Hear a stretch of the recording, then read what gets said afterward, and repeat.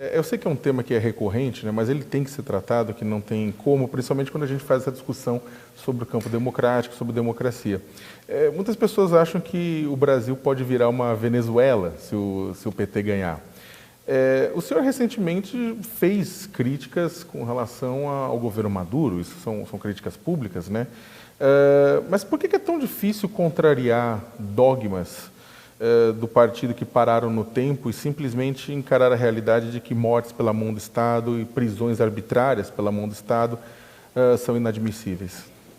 Sakamoto, eu escrevi um livro com 26 anos de idade, em 1989, sobre a União Soviética, contra todos os regimes autoritários de esquerda.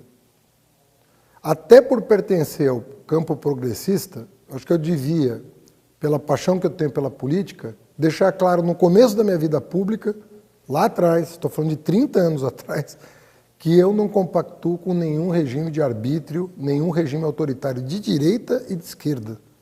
Para mim, falta de liberdade é o caminho do inferno.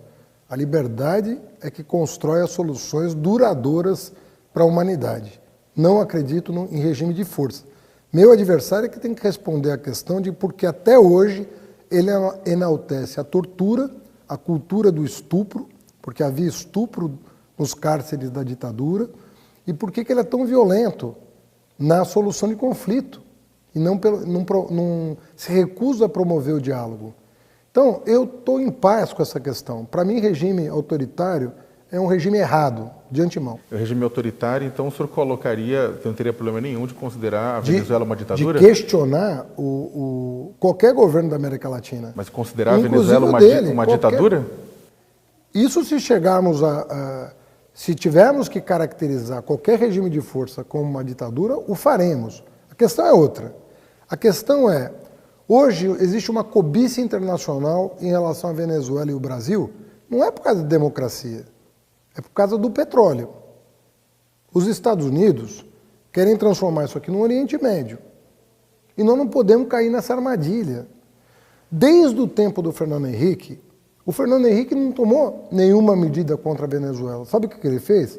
Compôs um grupo de trabalho de amigos da Venezuela para ajudar a Venezuela a sair das armadilhas em que ela estava colocada. Tivemos períodos melhores ou piores na Venezuela, estamos num momento ruim da Venezuela, e nós temos que não declarar guerra para a Venezuela, nem patrocinar uma ingerência nos assuntos internos da Venezuela. O que nós temos que fazer? Com a comunidade internacional e com os vizinhos, nós temos que buscar uma solução pactuada e democrática para a Venezuela, que envolva a oposição e a situação.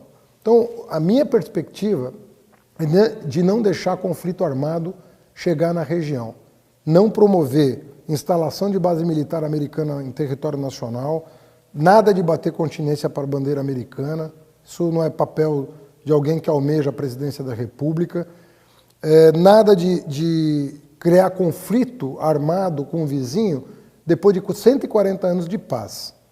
Então chamar as lideranças latino-americanas, chamar os organismos internacionais, os observadores externos, chegar na Venezuela e falar, chega de morte, chega de briga, vamos ajustar aqui um protocolo de saída da crise democrática, em que o povo dê a última palavra. Eu tenho certeza que a liderança do Brasil é suficiente para conseguir um acordo desse tipo.